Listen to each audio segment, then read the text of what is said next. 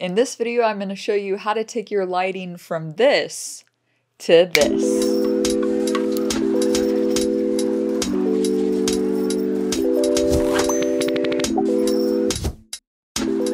Hey everyone, Kelsey here, and welcome back to Gal. Today I'm showing you my YouTube lighting setup.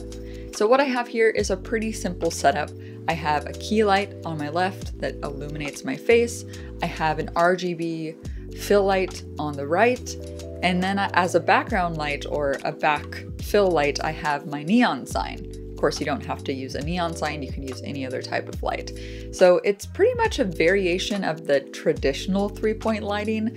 You can certainly just use one light, you can use more lights, but the hope for this video is I hope it'll show you just with a basic setup what you can achieve. And my lighting setup has evolved over time. With my first YouTube videos, I really wasn't thinking about lighting at all. And I think that over the years on YouTube, you just kind of play around with different setups until it evolves into what it is today. And right now the setup works well for me now, but it could change in the future. So before we jump in, I wanted to give a shout out to PRISM for supporting today's video. PRISM is a really cool free mobile streaming app that allows you to stream 1080p up to 6 different platforms at once. I'll tell you more about PRISM later on in the video, but for now you can check them out and download the app for free in my description box below. Let's go ahead and get into my lighting setup. So the key light is the most important light in your shot, and if you can only have one light, I would recommend using the key light. And the reason why it's the most important is that it helps illuminate your subject when you're doing an interview or yourself if you're filming yourself. Now I have a physical basic softbox light. It's from Newer. It's a Newer light kit that comes with, you know, some basic light stands and 2 bulbs as well as little softbox diffusion. Now you don't need to have a physical light.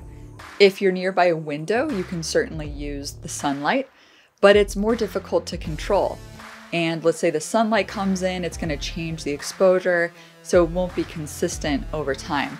And with a softbox, it just makes the light a little bit more flattering and not as harsh on my face. The key light is the one that's closest to me. So you can see here, it's quite close to me, and you can play around with that distance depending on the exposure of your camera. So you have to pay attention to your camera settings. I shoot on the Canon EOS R. It's a really user-friendly camera and I love it, and it shoots great quality.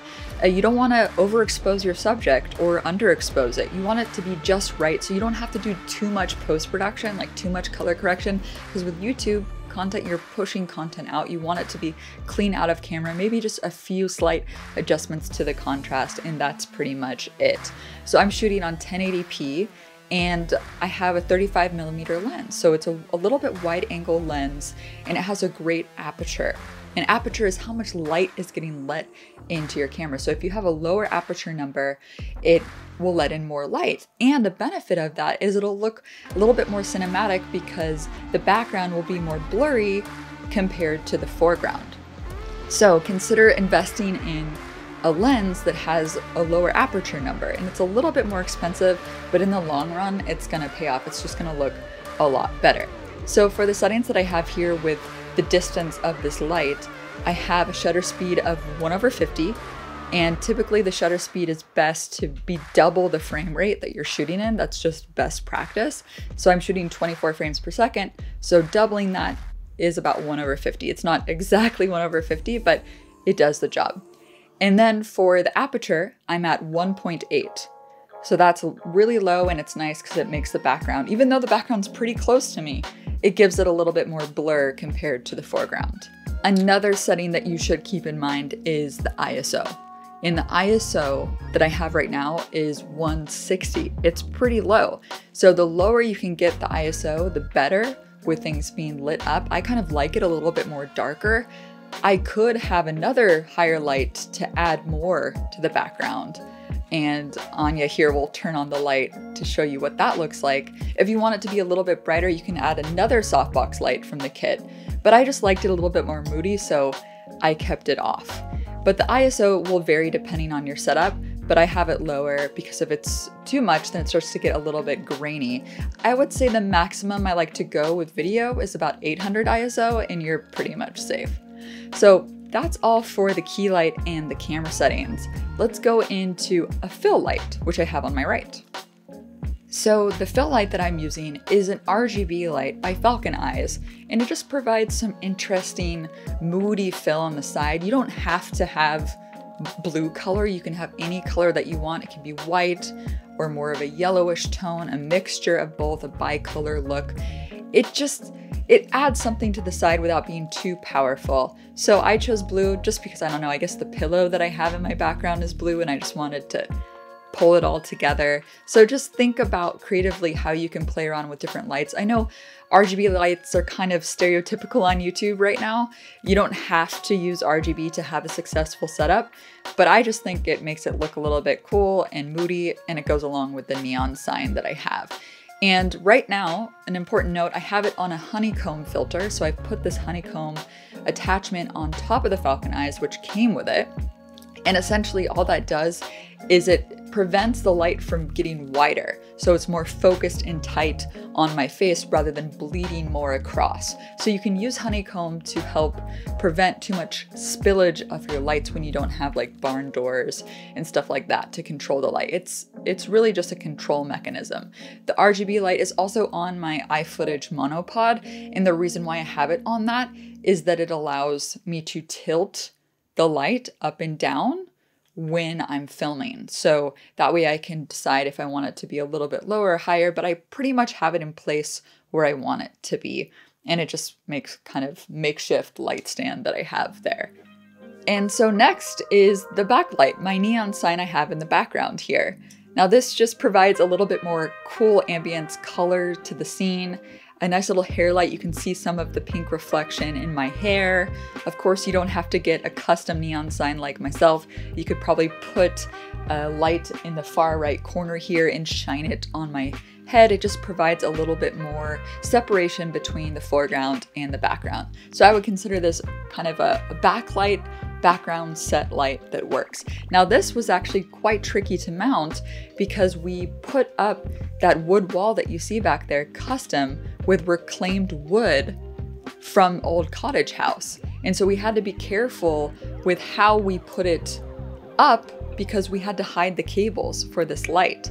So what we had to do was mount the wood to a certain point, then we had to put the neon sign up, hide the cables, and then continue the wall down. So it was kind of tricky, but a really cool experience to get this up here, and I'm really happy with the result. So play around with the light, experiment. There's really endless opportunities. I know I'm continuously evolving and adapting, and sometimes things go wrong on set where you didn't charge a light fully, so my RGB light turned off just here in the outro, which is totally fine. And now you can see it has more darkness on the side of my face because most of the light's coming from the left, which might be a look that you're going for. So I put all of my gear in my description box below if you guys want to check it out, and let me know what other lighting setups you guys have used in a comment below.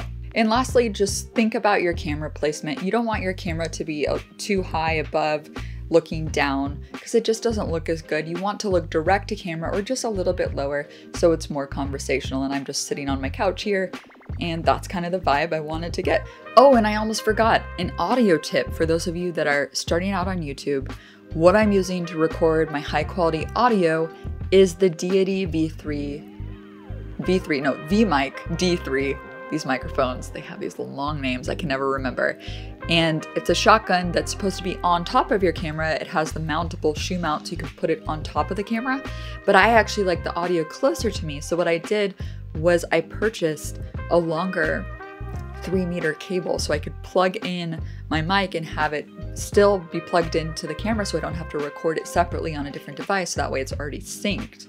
And it sounds really good. So you can play around with the internal camera settings for the audio to lower it so it doesn't pick up as much noise, and then you can increase the sensitivity of the microphone until you get it right for your voice level. And then in post-production in Premiere Pro, I use a plugin called Acusonus Era 5 Bundle to remove any background noise and just add some really nice EQs and voice levelers. And if you want a full tutorial on how I use that, and how I fix my audio, definitely give this video a thumbs up. So that's just a quick little audio tip to help you improve your overall YouTube experience. And now here's a little bit about today's sponsor, PRISM. So PRISM is a really, really cool app that allows you to stream on your mobile up to 6 different platforms at once in 1080 HD. And it's completely free. So it's the only mobile app that allows you to turn off the watermark and stream for free on mobile. It may not be the only one, but it's one of the very few that I know of, at least. And what's really cool about it is you can do screen share. So if you're a gamer and you game on your phone and you want to share your screen, you can still have your image, your video, while you're streaming. And you can use fantastic lighting setup that I showed you here to make the lighting in your live stream look really good. So the same exact lighting setup applies when you're live streaming as well. So think about your lighting when you're streaming. And better yet, if you prefer to stream from a PC or a Mac computer, PRISM also has a desktop app as well that you can consider. But from the mobile app, there's lots of cool filters you can play around with. They also have a beauty effect that you can put on if you want to add some cool, I don't know, augmented reality stuff going on while you're streaming. I would recommend actually getting a tripod and a mobile phone adapter so you can put the phone up either landscape or vertical to stream from. So try out PRISM. All the links are down below. Give it a go if you're trying out streaming for the first time.